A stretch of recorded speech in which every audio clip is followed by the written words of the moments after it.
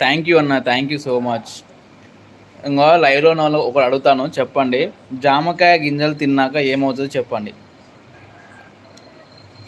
జామకాయ గింజలు తింటే ఏమవుతుందో చెప్పండి.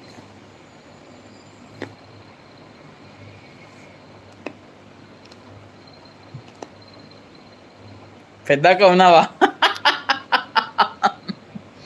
పెద్దక్క ఉన్నావా?